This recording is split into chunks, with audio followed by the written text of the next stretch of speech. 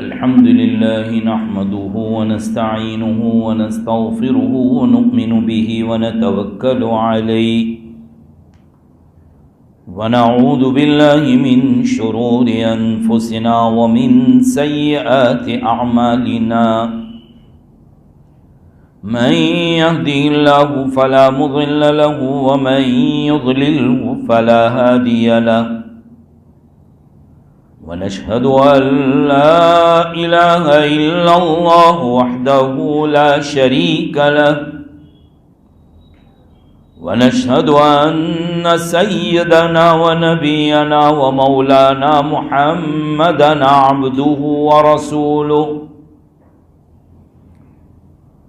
صلى الله تعالى عليه وعلى آله وأصحابه وأزواجه وأتباعه وبارك وسلم تسليما كثيرا أما بعد فأعوذ بالله من الشيطان الرجيم بسم الله الرحمن الرحيم يا أيها الذين آمنوا قوا أنفسكم وأهليكم نارا وقودها الناس والحجارة عليها ملائكة غلاظ شداد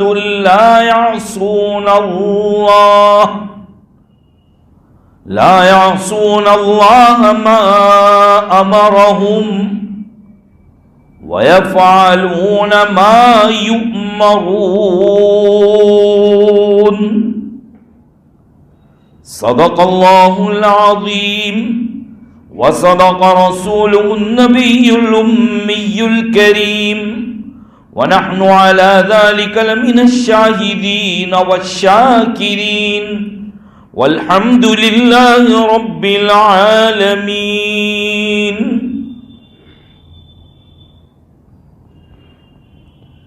بزرگان محترم و برادران عزیز، دعا فرمائیے کہ حق تبارک و تعالی اپنے فضل و کرم سے ایسی باتیں کہلوا دے جو میرے اور آپ سب کے حق میں فائدہ مند ثابت ہو، اور کہی سنی باتوں پر اللہ تعالی ہم تمام کو، مجھے بھی اور آپ کو بھی عمل کی توفیق نصیب فرمائے۔ اللہ جزائے خیر دے ان ادنا کے علماء کو، لمبایت کے علاقے کے علماء کو، کہ انہوں نے اپنے علاقے، اپنے معاشرے اور اپنے سماج کی اصلاح کے متعلق ہم لوگوں کو جوڑ دیا تاکہ ہم کچھ دین کی باتیں کر لیں۔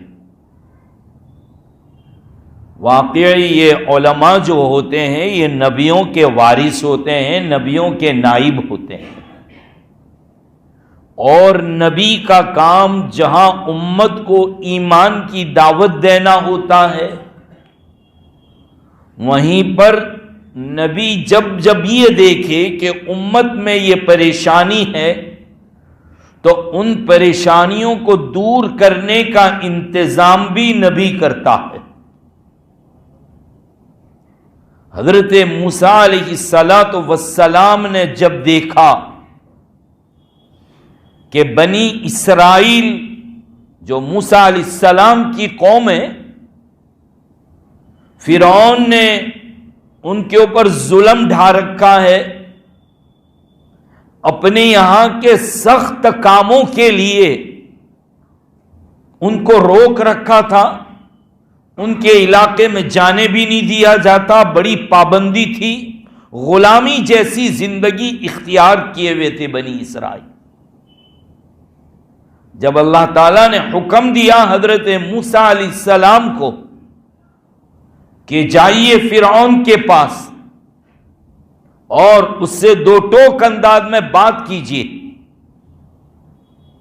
اس وقت حضرت موسیٰ علیہ السلام نے اللہ کی وحدانیت جہاں پیش کی، اپنی نبوت اور رسالت کی دعوت دی اور کلام کیا، وہیں پر یہ بھی کہا کہ فَأَرْسِلْ مَعَنَا بَنِي إِسْرَائِيلَ وَلَا تُعَذِّبْهُمْ قَدْ جِئْنَاكَ بِآيَةٍ مِّن رَّبِّكَ وَالسَّلَامُ عَلَىٰ مَنِ اتَّبَعَ الْهُدَىٰ۔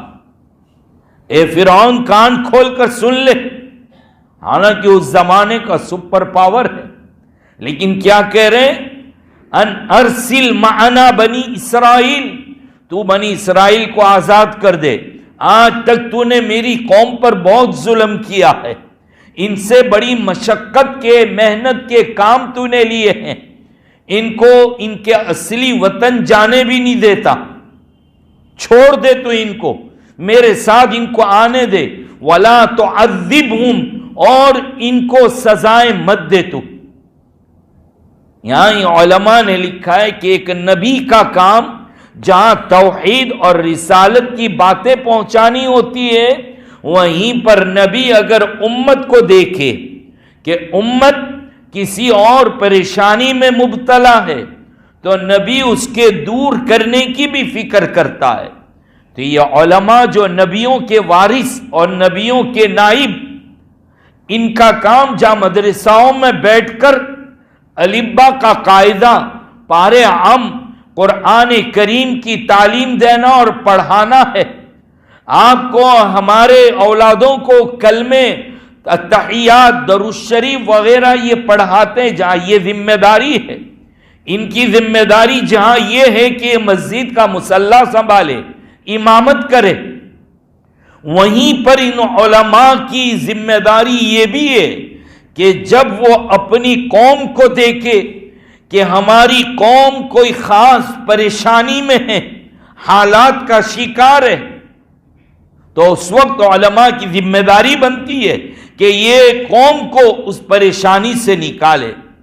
الحمدللہ جب بھی کوئی حالات آ جاتے ہیں، پریشانی آ جاتی ہے، تو یہ امت کے علماء سب سے پہلے آگے پیش ہوتے ہیں اور اس مصیبت کو دور کرنے کی فکر میں اور کوشش میں رہتے یہ علماء۔ آج بھی جب انہوں نے یہ محسوس کیا کہ کچھ خاص قسم کی باتوں میں ہماری امت کے لوگ مبتلا ہیں، ہمارا معاشرہ بگڑتا جا رہا ہے، ہمارا سماج خراب ہوتا جا رہا ہے، ہماری بہو بیٹیاں اور ہمارے جوان وہ آپے سے باہر ہو رہے ہیں، پتہ نہیں ان کی نسلوں کے ایمان کا کیا ہوگا۔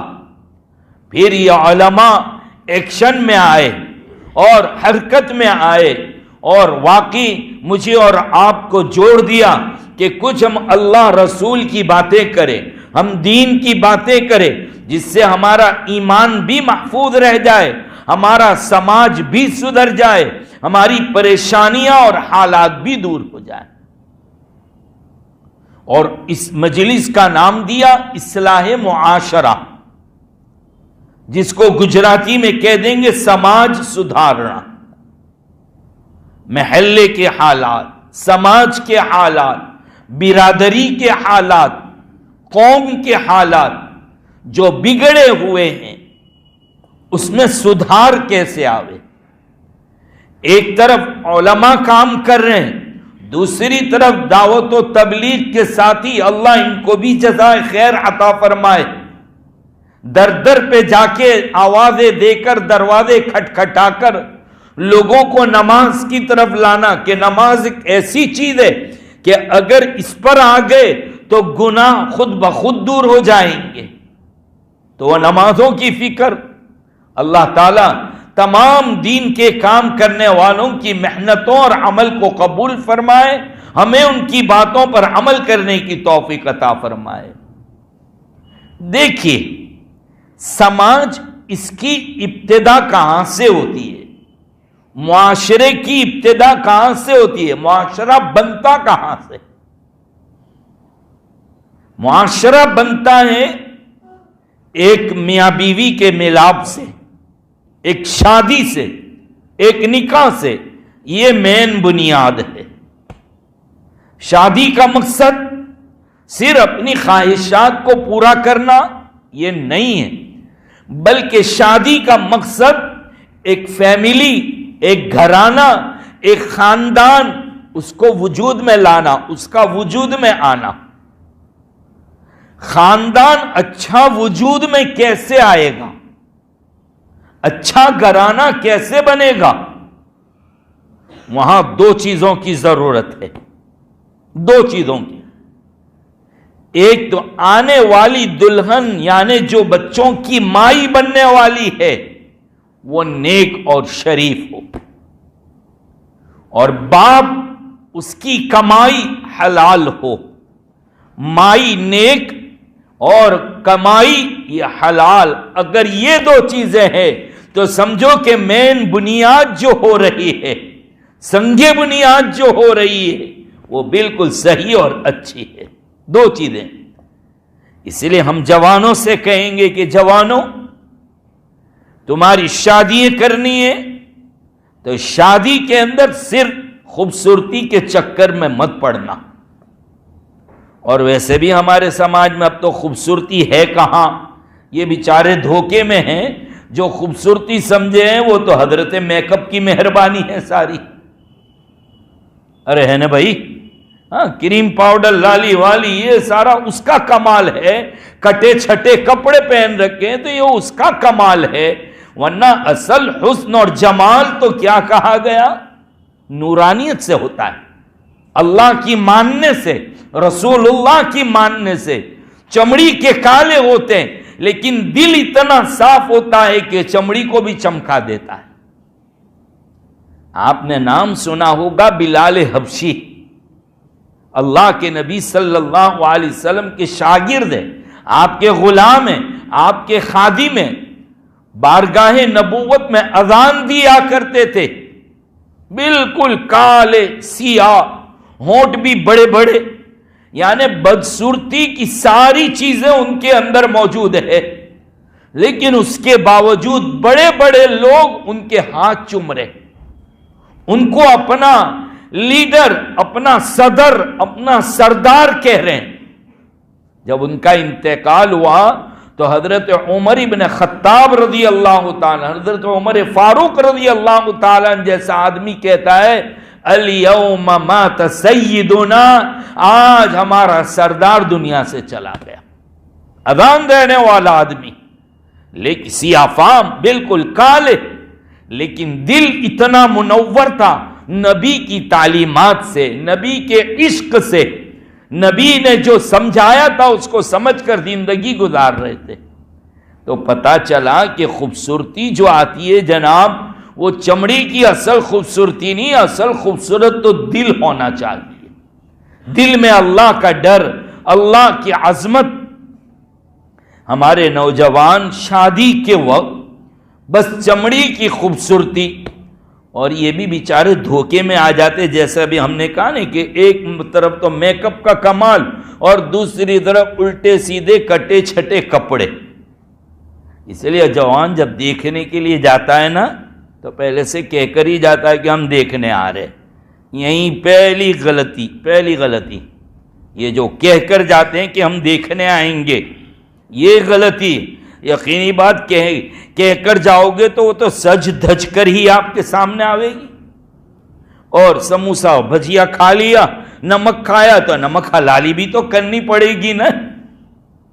دیکھو میں تو صاف اسلامی معاشرہ ہی کرنا ہے نا، سماج کا سدھار۔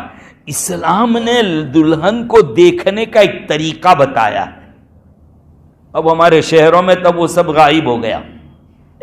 کہا پہلی بات تو جس سے شادی کرنے کا ارادہ ہو اس کو ایک نظر دیکھ بھی لو، دیکھ لو، دیکھنا ہے بالکل، لیکن کہہ کر نہیں۔ جس کو دیکھنے جانا ہے، دیکھنا ہے، اس کو پتہ بھی نہ ہو کہ آپ دیکھ رہے ہیں، چھپ کر دیکھنا ہے۔ چھپ کر کب؟ جب برتن دھونے نکلے، پانی بھرنے نکلے، کپڑے دھونے نکلے، وزن اٹھایا ہو، کیوں؟ یہ حالت میں دیکھنا کہ کپڑے دھونا، برتن دھونا، پانی بھرنا، اس وقت جو کپڑے پہننے ہوتے ہیں وہ کوئی فیشن کے کپڑے نہیں پہنتے، سیدھے سادے، تو اصلی خوبصورتی اس میں پتا چلے گا، کیونکہ وہ ٹائم پر میک اپ بھی نہیں ہوتا، پتا ہے کہ پانی اڑے گا، گندے ہاتھ لگیں گے، تو ابھی کوئی کریم پاؤڈر بھی نہیں لگے گا، تو اوریجنلی خوبصورتی جو ہے وہ اس وقت پتا چلے گا کہ بھئی کیسی خوبصورتی ہے۔ ہاں کہہ کر جاؤ گے تو سب بیوٹی پارلر کا کمال ہوگا، اور یہ تو چھپ کے دیکھنا ہے۔ پانی بھرنے نکلے تو دیکھنا ہے کہ وزن اٹھا سکتی ہے، پیروں کے اندر لنگ تو نہیں ہے، لنگڑی تو نہیں ہے، کمزور تو نہیں ہے، گھر کے کام کر بھی پائے گی کہ نہیں کر پائے گی، اتنی ہمت ہے۔ اور عام طور پر رونگ نمبر جو لگ جاتا ہے نا، سمجھتے ہیں نا، جوان بہت جلدی سمجھتے اس لینگویج کو، ہاں رونگ نمبر جو لگ جاتا ہے نا وہ یہی ٹائم پر لگتا ہے۔ گھر سے ذرا گھر کے کام کے لیے باہر نکلے تو بھی پتا چل جائے گا نظر کی کتنی پاک ہے، اس کو پتا ہی نہ ہو کہ آپ دیکھ رہے ہیں۔ یہ اسلامی طریقہ یہ دیکھنے کا، لیکن یہ تو سب گھرانوں سے بھول بھلیاں ہو گیا ہے، کہہ کر جاتے ہیں۔ اور عجیب مصیبت یہ ہوتی ہے کہ پوری لنگار ساتھ ہوتی ہے دیکھنے والوں کی، شادی کرنے والا ایک ہوتا ہے اور گھر کے اماں ابا دادا چاچا نہیں لے جاؤ تو سب کو خراب لگے، بھائی تم کو نہیں کرنی ہے، اس کو کرنی ہے، دیکھنے تو دو، یہ مصیبت ہوتی ہے۔ خیر چلیے، اور سامنے والوں کو بیچاروں کو سب کا خرچہ کے آئیں گے کولڈ ڈرنک پلانا، نہیں تو پہلے دن ہی غلط تاثر لے کر جائیں گے کہ ہم 5-10 گئے، کسی کو شربت نہیں پلایا، ایک کو سموسہ نہ ملا، تیسرے کو فالودہ نہ ملا، عزت کا فالودہ ہو گیا، یہ مزاج۔ خیر تو شادی ہمارا جوان خوبصورتی کی بنیاد پر کرتا ہے، نہیں پیارے، اللہ کے نبی صلی اللہ علیہ وسلم نے فرمایا یہ دیکھ لو، دینداری خوبصورتی بھی دیکھنا ہے، خاندان اور فیملی بھی دیکھنا ہے، مالداری بھی دیکھنا ہے، لیکن یہ سب بعد میں، اول نمبر پر جو دیکھنا ہے وہ کیا دیکھو گے؟ دینداری۔ تحقیق کرو قرآن کریم پڑھنا آتا ہے یا نہیں آتا، نماز 5 ٹائم کی پڑھتی ہے یا نہیں، دین کی باتیں بنیادی وہ اس کو معلوم ہے یا نہیں، آنے والی اولاد کی یہ تربیت کیسے کرے گی؟ نہیں تو کیا ہوگا؟ خود موبائل، بچے کو موبائل دے دے گی، خود بھی گمراہ، بچوں کو بھی گمراہ کرے گی۔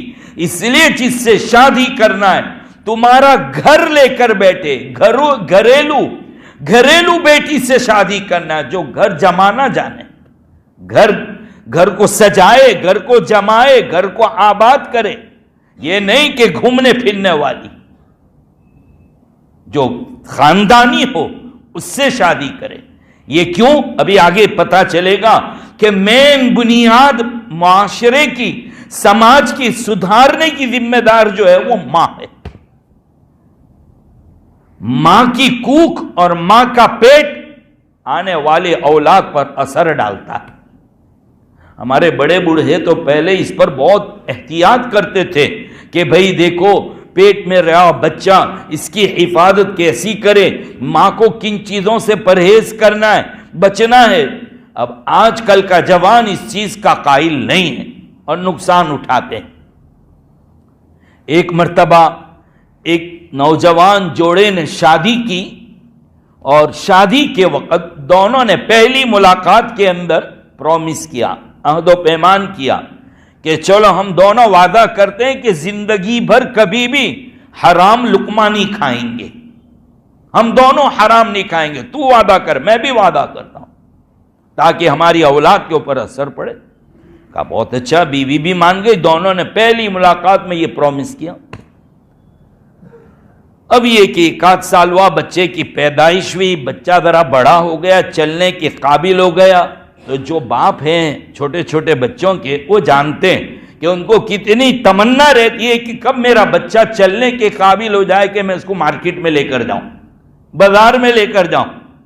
اس نے بھی دیکھا کہ بچہ چلنے کے قابل ہوا تو ماں سے کہا، بیوی سے، کہ بھئی تیار کر دے، میں بازار لے جاتا ہوں آج اس کو۔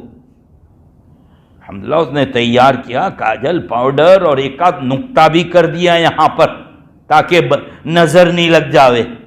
ہاں خوبصورت جما دیا، سجا دیا. اب ابو جی لے کر جا رہے. یہ بازار میں پہنچے، بچے نے ایک بور کا ٹوکرا دیکھا. بور تو سمجھتے ہو نا، بیر. ہاں اس کا ٹوکرا دیکھا، بہت اچھے بڑے بڑے بیر تھے. بچے کے منہ میں پانی آیا، اس نے انگلی چھڑائی باپ کی اور فوراً ایک بور جھپٹ کے کھا گیا. باپ تڑپ گیا، بالکل تڑپ گیا. یہ کیا ہوا؟ اجازت کے بغیر یہ حرام کیوں کھایا اس نے؟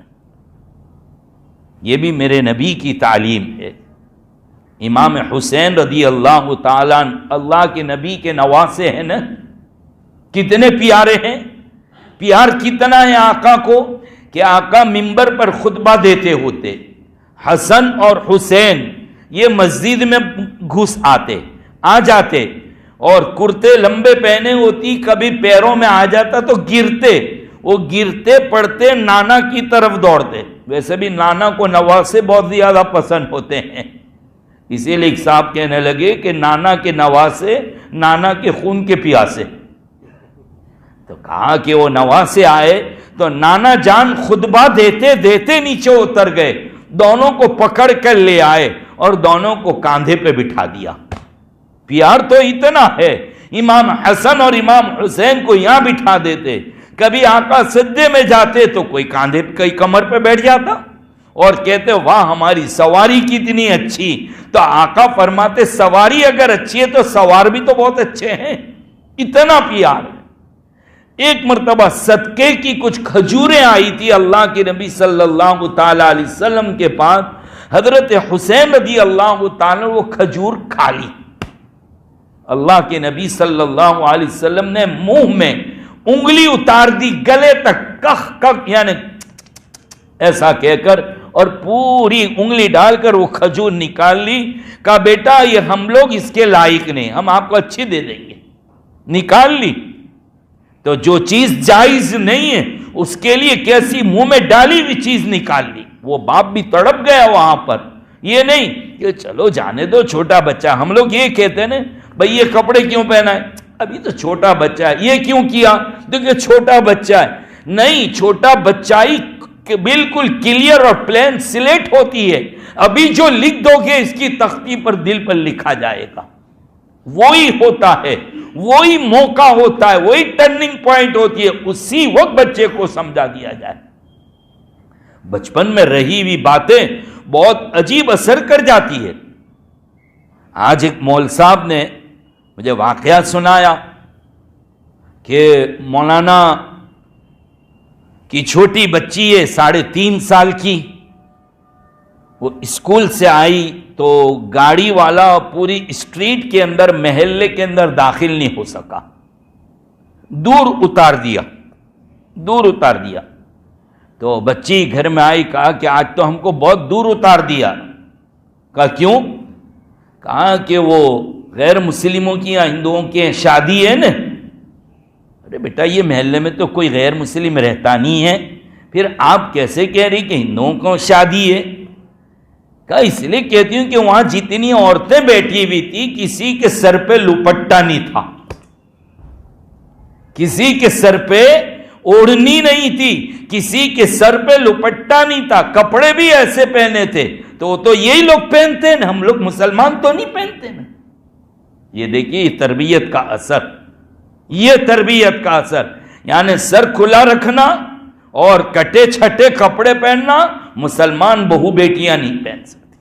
یہ اسلامی تعلیم اور تربیت کا انداز اور نتیجہ ہوا کرتا ہے. آپ کا گھرانہ جس طریقے سے آپ بناؤ گے اس طریقے سے بنے گا. تو یہ پہلے سے کہ ہمارے بچوں کے پیٹ میں حرام لقمہ نہ جائے. اللہ کے نبی صلی اللہ علیہ وسلم نے یہ تعلیم دی. یہ باپ اور میاں بیوی جنہوں نے وعدہ کیا تھا کہ نہیں کھائیں گے، باپ تڑپ گیا کہ یہ کھایا کیوں اس نے. یہ نہیں کہ 1 کلو رکھ دوں گا بعد میں، نہیں، کیوں کھایا آج اس نے. اپنے آپ کو جانچا، دل میں بات آ گئی کہ نہیں تو نے زندگی میں کبھی حرام کا لقمہ نہیں کھایا. بیگم سے پوچھا بیگم آج یہ ہوا ہے، میرا دماغ ٹھکانے نہیں ہے. مجھے بہت تکلیف پہنچ رہی ہے، کیوں میرے بچے نے ایک حرام کی کھجور کھا لی، بغیر اجازت کے بیر کیوں کھا لیا، کیوں ایسا ہوا؟ اندازہ لگائے کیسی تڑپ ہوگی اس کو۔ تو بیگم نے کہا جی مجھے یاد آ گیا، شادی سے پہلے کی بات ہے، میں اپنے مائکے میں جہاں رہتی ہوں وہاں گھر کی کھڑکی کے ساتھ دوسرا ایک باغ تھا، اس باغ میں بیری کا درخت تھا، بیر بہت اچھے آتے تھے۔ ایک دن صبح میں نے کھڑکی کھولی تو بہت اچھا پیلا پیلا بور اس کے اندر نظر آیا، میرے منہ میں پانی آ گیا۔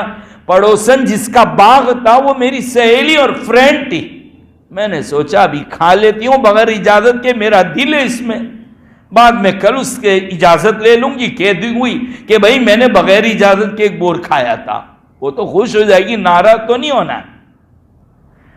کہا وہ کل آئی نہیں اور میں کہنا بھول گئی، اور آج یہ عالم آیا کہ میرے یہاں میری شادی بھی ہو گئی، میرا بچہ پیدا ہوا، تو میں نے جو اپنی شادی سے پہلے بغیر اجازت کے ایک بیر کھایا تھا، یہ اس کا نتیجہ ہے کہ آج میری اولاد نے حرام کا کھا لیا، بغیر اجازت کے میری اولاد نے کھا لیا۔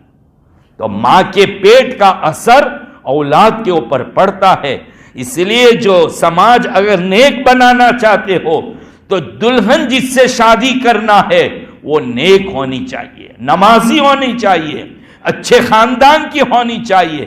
صرف کپڑے اور چمڑی کی خوبصورتی کو مت دیکھنا، ورنہ تمہارے بچوں کے ایمان سلامت نہیں رہیں گے۔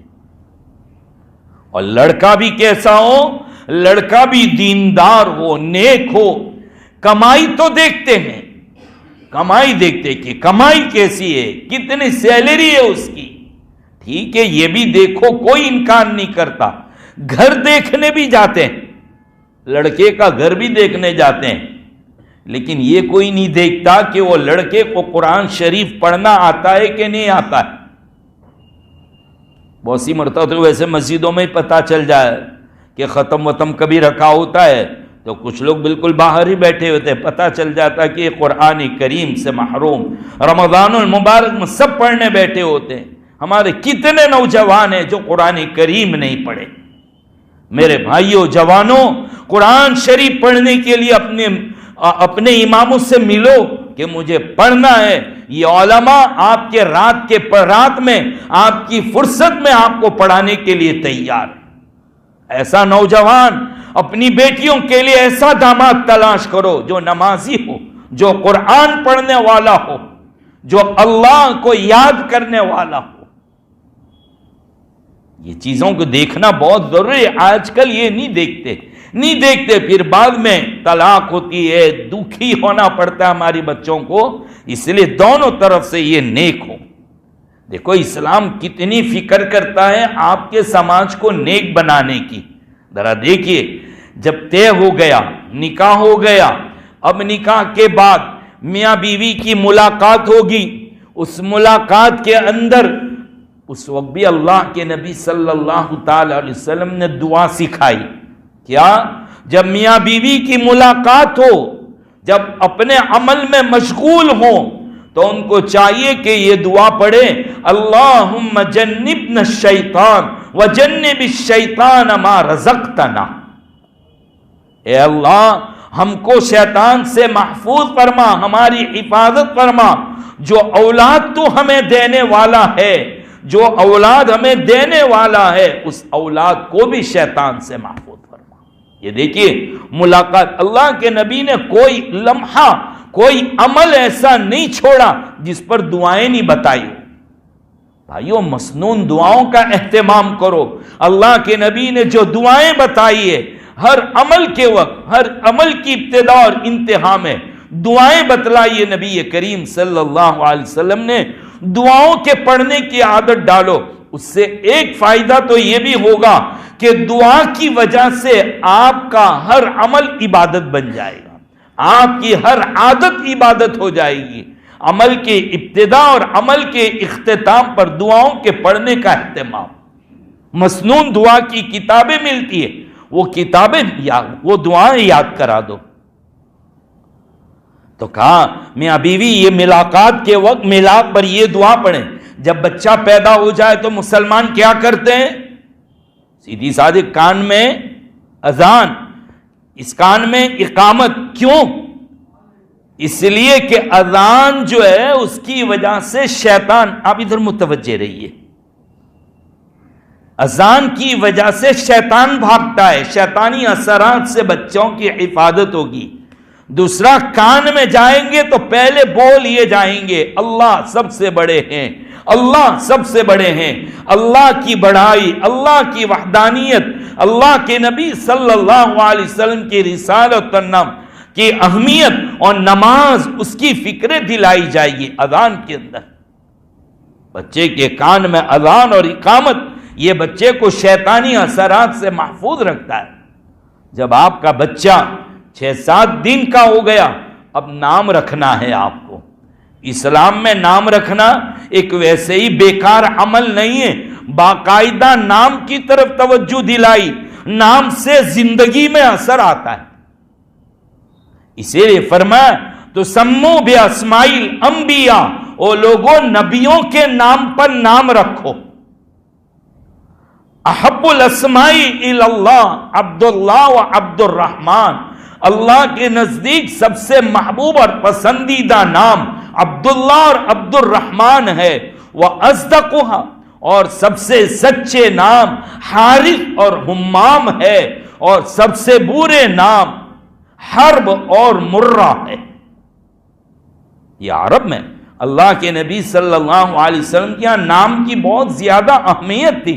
کسی کا نام الٹا سیدھا ہوتا آپ اس کو باقاعدہ بدل دیتے تھے، حتیٰ کہ زمین علاقہ اس کا بھی نام غلط ہوتا آپ اس کو بھی بدل دیتے. ایک علاقے میں پہنچے، شکایت کی کہ بھئی یہ بہت بنجر علاقہ ہے، یہاں کچھ اگتا ہی نہیں ہے، بیچارے کھیتی باڑی والے سب پریشان ہیں. کہا بھئی اس علاقے کا نام کیا ہے؟ نام بتایا کہ یہ جس کا مطلب ہوتا تھا اجڑ اور بیابان. اللہ کے نبی نے کہا یہ نہیں، اس کا نام بدل دو، خضرتن رکھ دو. خضرہ یعنی تر و تازہ. نام بدلا، اسی سال سے ان کی کھیتی باڑی میں خوب برکت ہونے لگی. نام کا اثر آتا ہے. اولادوں کے نام نبیوں کے نام پر رکھو. اللہ کی صفت عبداللہ، عبد الرحمن، عبد الاحد، عبد الواحد، عبد الصمد، عبد القادر، یہ اللہ کے نام کے ساتھ ملا کر نام رکھا جائے. ولیوں کے نام پر نام رکھو تاکہ ان کی نیت بھی ہو تو اولاد میں اس کا اثر بھی آئے گا.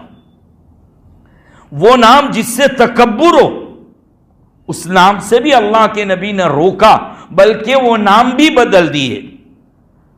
اللہ کے نبی کی بیوی ہم سب کی ماں حضرت زینب بنت جحش رضی اللہ تعالی عنہ، ان کا نام پہلے برہ تھا، بہت زیادہ نیک. ذرا تکبر آ جائے، اللہ کے نبی صلی اللہ علیہ وسلم نے نام بدل دیا ان کا.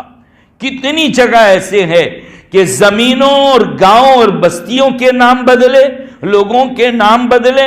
نام کے باب میں ہم لوگ بہت غفلت کرتے ہیں. تو نام لینے کہاں جائیں؟ اپنے امام سے ملو، اپنے علماء سے ملو، اپنے عالم، اپنے امام جو بتلا دے وہ نام رکھ لو. لیکن دیکھو ذرا سنبھل کے، اس لیے کہ آپ بھی بیوقوف ہیں، پھر آپ کو بیوقوف بنانے والے بھی تیار ہیں. آپ جا کر کہتے ہیں کہ بھئی سپٹمبر کی 17 تاریخ اتنے بجے دوپہر میں، اتنے بجے رات کو. یہ سب کس نے کہہ دیا کہنے کے لیے؟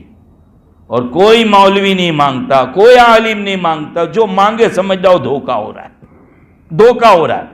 اسلام میں نام رکھنے کی شرطوں میں یہ ہے ہی نہیں، جس کو ہمارے یہاں فال کھلنا کہتے ہیں. مولوی صاحب اب میرے جیسے کے پاس آئیں گے تو میں بھی سمجھاؤں آیا ہے لا، کب پیدا ہوا؟ تو کہا سپٹمبر کی فلاں تاریخ، دوپہر کو یا رات کو. اور وہ بیچارہ سب لکھواتا جا رہا ہے. اور مولوی صاحب خواہ آپ کے سامنے کاغذ لے، اس کے اوپر نمبر ڈال لیں. دیکھو این سے نام آئے گا، میم سے آئے گا، فلاں سے آئے گا. اور مولانا اس کا بھی ہدیہ وظیفہ نذرانہ اینٹ لیتے ہیں. اسلام کے اندر اس کی کوئی گنجائش نہیں. سیدھے سیدھے آؤ, کہو بھئی میرے یہاں بیٹا ہوا ہے یا بیٹی بھی ہے, مجھے کوئی اچھا نام دیجئے جو بزرگوں کے نام پر ہو یا نبیوں کے نام پر یا اللہ کی صفت کے نام پر ہو, وہ دے دو, میں رکھ لوں گا. بیٹیوں کے نام پر بھی بے معنی نام مت رکھو, جیسے آج کل بہت چل رہے ایسے, اور لوگ انٹرنیٹ کے پاس جاتے ہیں, انٹرنیٹ پر, نیٹ پر. نیٹ نے ٹھیکہ لے رکھا ہے بچوں کا. اب وہاں جاتے ہیں, اس پر سے لکھ کر آتے زویا. یہ بالکل بے معنی اناب, اس کا کوئی مطلب ہی نہیں ہے. اب یہ نام رکھا جائے, کوئی رکھا ایان. یہ ایان کیا ہوا کرتا ہے, ایان بیان. آج کل ایسے الٹے سیدھے, ذرا مطلب معنی ہو ایسے تو نام رکھو. عالموں سے نام پوچھو, اللہ کے بندے دے دے مت کرو. بعض لوگوں کے یہاں تو عجیب ہے, نام رکھنے کا بالکل بدمزاج. کیا کہتے ہیں, قرآن شریف کھولا اور جس حروف پر پہلے نظر پڑی وہ نام رکھ دیا. یہ مصیبت کہاں ہوئی؟ ہم بھروچ گئے ایک دن شہر کے اندر ایک علاقے میں, بہت پہلے پوچھا کہ کیا نام ہے بچے کو سامنے, تو کہ محمد دین. کہ دین عربی میں دین تو ادھار کو کہتے ہیں, دینون ادھار. تو کہا وہ تیسرے پارے میں کہا وہ ادھار کا بیان, کہ ادھار کیسے لینے کا, نہ ادھار کیسے دینے کا, وہی بیان ہے. تو کہا بس ہم نے قرآن شریف کھولا نے اس پر پہلے نظر پڑ گئی. میں نے کہا کم بخت ادھاری کر کے لائے گا تیری جان پہ, نام بدل اس کا. اب یہ محمد دے. اس علاقے میں آگے ایک جگہ گئے تو وہاں بچہ آیا, اب تو ماشاءاللہ وہ جوان ہو گیا ہے. میں نے کہا بیٹا نام کیا ہے؟ تو کہ سماؤن. کہ سماؤن یعنی آسمان. میں نے کہا آسمان کوئی نام ہوتا ہے؟ کہا قرآن شریف کھولا پہلی نظر پڑ گئی تو وہ نام ہم نے رکھ دیا. میں نے کہا اگر ابلیس اور شیطان کے لفظ پر پڑی تو کیا رکھو گے؟ فرعون پر پڑ گئی, خبیث کا بھی لفظ ہے, اور یقیناً ابھی 1 مہینہ پہلے میرے پاس واٹس ایپ پر آیا یہ کہ ہاں ابلیس نام رکھا. کیوں؟ دیکھیں قرآن شریف میں ہے نا. میں نے کہا قرآن شریف میں تو خبیث بھی ہے, خنزیر بھی ہے, ایسے ایسے بے تکے, کلب یعنی کتا, وہ بھی ہے. تو قرآن شریف کے اندر تو جو ہے کسی چیز کی برائی بتانے کے لیے اس چیز کا بھی استعمال کیا گیا. تو رکھ لو گے. نام رکھنے کا طریقہ نہ فال کھلوانے کا ہے, نہ تو جناب والا قرآن شریف کھول کے دیکھنے کا ہے. علماء اللہ والے ہیں, ان کے پاس جاؤ, وہ آپ کو بتلا دیں گے, وہ نام رکھ لیا جائے. خاص کر کے وہ نوجوان جن کی شادی ہو گئی, اولاد نہیں آئی, یا ابھی شادی کرنے والے ہیں, وہ اس بات کے اوپر توجہ دے, اس بات پر توجہ دے. نام بہت بڑا کردار ادا کرتا ہے زندگی کے اندر. جب بچہ بڑا ہو جائے, کتنے بجے اذان ہے بھائی؟ 8:05 کو ہے, انشاءاللہ اسے جلدی ختم کر دیتے ہیں, جلدی جلدی. ہاں جب بچے تو نام کے اوپر آ گیا, جب بچے بڑے ہو جائیں نام رکھ دیا. ان کو سب سے پہلے جب بچہ بولنا سیکھے تو کیا سکھاؤ گے؟ حدیث شریف میں آتا ہے تمہارے بچے بولنے لگے تو لا الہ الا اللہ سکھاؤ, اور جب تمہارا انسان مرنے لگے تو لا الہ الا اللہ پڑھاؤ. پہلے بھی لا الہ الا اللہ, آخر میں بھی لا الہ الا اللہ. زندگی گزرے گی اسی کلمے کے اوپر. ہمارے یہاں تو کوئی کلمہ پڑھتے پڑھتے دنیا سے جائے تو کہتے خاتمہ ایمان پر ہوا ہے نا. کتنا نصیب دار ہوگا, لوگ ایسی موت مانگتے. تو بچہ جب بولنا سیکھے تو یہ سکھائیے. اور ماں وہ ہونی چاہیے, ماں جس کے اندر یہ صلاحیت ہو کہ بچے کو جب وہ سمجھتی ہے کہ ابھی بولتا نہیں ہے, ابھی تو صرف بچہ دیکھ رہا ہے, کتنا ہوشیار ہوتا ہے. ایسی کرو ایسے, وہ ہنسے گا. زبان نکالو, بچہ ہنسے گا. انگلیاں دو آپ کی, فوراً وہ پکڑے گا. پتا چلا یہ کیچ کرتا جا رہا ہے. ابھی اللہ تعالیٰ نے اس کو آواز نہیں دی ہے. جس دن یہ بولنا شروع کرے گا تو کیا بولے گا؟ جو آپ کے گھر میں حرکت ہوتی ہے وہ بولے گا. دیکھو زبان ہوتی ہے نا, گجراتی والوں کے گھر میں اردو بولنے والا نہیں پیدا ہوتا, گجراتی والا ہی ہوتا ہے. چاہے وہ گجراتی اپنا علاقہ چھوڑ کر ایک ایسے علاقے میں بستے جہاں اردو بولی جا رہی, پھر بھی وہ گھر میں تو وہی مادری زبان بولے گا. کیوں اس لیے کہ گھر میں جو ماں بول رہی ہے، جب پیٹ میں تھا اور ماں جو زبان بول رہی ہے، ابو جو زبان بولا ہے، اس نے اندر ہی سن کے یاد کر لی ہے اور وہی بولے گا ابو۔ اس لیے ماں ایسی ہونی چاہیے کہ ماں بچے کو دودھ پلائے تو بسم اللہ پڑھ کر، جب دودھ سے ہٹائے تو الحمدللہ الذی اطعمنا اتنی زور سے پڑھے وہ بچہ سنتا جائے۔ جس دن بولنے سیکھے گا اس دن یہ دعائیں پڑھے گا۔ ماں کپڑا پہنائے، چاہے وہ بچہ بول نہیں رہا، کپڑا بدلواتے وقت بھی ماں دعا پڑھے۔ اب یہ تو خوبصورت دیکھ کر لایا تھا، دعا والی تو لایا ہی نہیں تھا، وہ کیا کرے گی؟ وہ تو گوگل پہ ڈھونڈتی ہے سب۔ اس لیے کہتا ہوں کہ آج تم کو قدر کہ ماں اگر ایسی لائے تو جو دودھ پلائے تو، کھانا کھلائے تو، کپڑے بدلوائے تو، ٹوائلٹ میں لے جائے تو سب وقت دعائیں پڑھے۔ ہاں، جب بچہ 6 سال کا ہو جائے ادب سکھاؤ، 7 سال کا ہو جائے نماز کی تاکید کرو، تو کیا 2-4 سال گھر میں اچھلنے کودنے دے؟ جی ہاں، یہ مستی کرنے کا پیریڈ اللہ تعالیٰ نے رکھا ہے۔ اگر آپ نے نہیں مستی کرنے دی تو بعد میں آپ کو مستی کروائے گا۔ یہ قدرت کا نظام ہے، نل کھول دو اور نیچے سے ہاتھ رکھ دو، پانی کہیں سے بھی جگہ بنا لے گا۔ آج یہ معصوموں کو کھیلنے کو نہیں مل رہا ہے۔ یہ بڑے بڈھے جتنے بیٹھے ہیں سب سے پوچھو کتنے طوفان کیے تھے، کہاں سے کودے تھے، کیا کیا کھیل کھیلے تھے۔ اب ان کو کہاں ہے؟ اسکول، ٹیوشن، ہوم ورک، 2 جگہ کے ہوم ورک، اور پھر مدرسہ۔ یہ بیچارے کیا پڑھیں گے؟ صبح میں تو بن ٹھن کے اسکول گئے، وہاں سے آئے کہ سیدھے ٹیوشن۔ میں ماسٹروں سے پوچھتا ہوں تم پڑھاتے کیا ہو اسکولوں کے اندر کہ یہ ٹیوشن کی بیماری لگوائی ان بچوں پر؟ قیامت کے دن اس کا بھی جواب دینا پڑے گا۔ ٹیوشن نہیں بھیجیں گے تو آپ کا بچہ پڑھ ہی نہیں سکتا۔ یہ ماحول بنا کے رکھ دیا۔ اسکولوں میں کیا ہو رہا ہے؟ کیوں ہم نے نہیں پوچھا؟ ہم فیس دے رہے وہاں، کیوں نہیں پوچھتے؟ آپ کے بچے مدرسے جا رہے ہیں اور اللہ کا کلام پڑھ رہے ہیں، کیا کبھی آپ نے سنا کہ مدرسے کے بچے کو ٹیوشن بھیجنا پڑا؟ بلکہ افسوس تو یہ ہے کہ میں اور آپ اپنے بچوں کو گھر میں پڑھنے اور یاد کرنے بٹھاتے بھی نہیں۔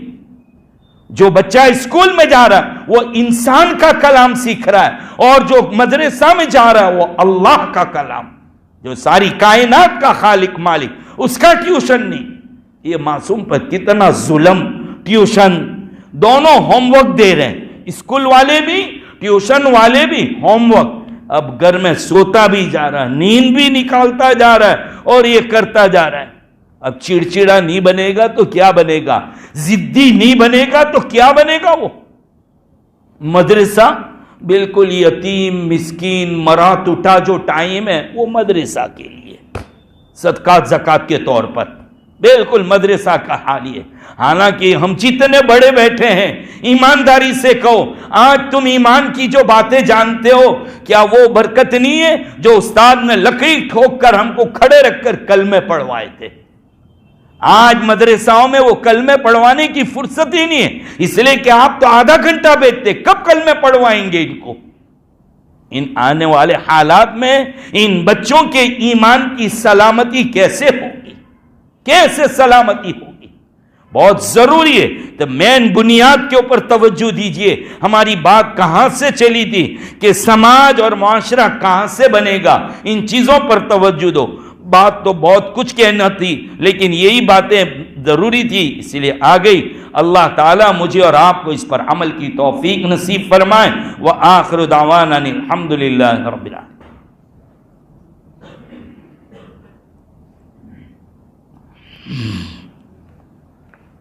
بسم اللہ الرحمن الرحیم، الحمد للہ رب العالمین، والصلاة والسلام علی سید الانبیاء واشرف المرسلین محمد وعلی آلہ واصحابہ اجمعین۔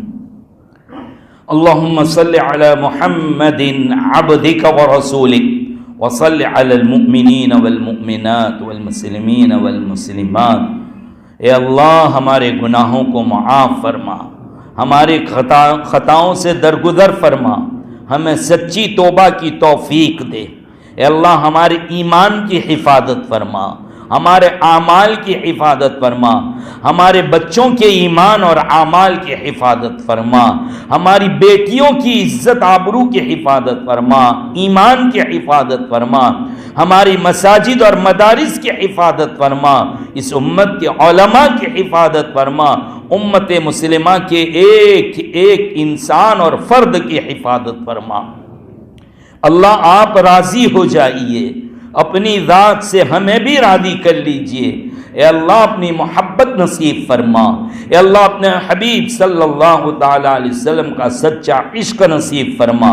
اے اللہ ہمیں نمازی بنا دے، ہمیں قرآن کے پڑھنے والے بنا دے، ہمیں قرآن کی تلاوت نصیب فرما، حرام خوری حرام کاری سے حفاظت فرما، صحیح پاکیزہ حلال لقمہ نصیب فرما، ہمارے گھر کی اصلاح فرما، ہمارے محلے کی اصلاح فرما، ان علماء امت کی اے اللہ خدمات کو قبول فرما۔ نبی کریم صلی اللہ علیہ وسلم نے جتنی خیر مانگی سب عطا فرما، جتنی چیزوں سے پناہ مانگی اس سے پناہ نصیب فرما۔ جزا اللہ عنا نبینا محمد ما هو اہلو۔ سبحان ربک رب العزت عما یصفون وسلام علی المرسلین والحمد للہ۔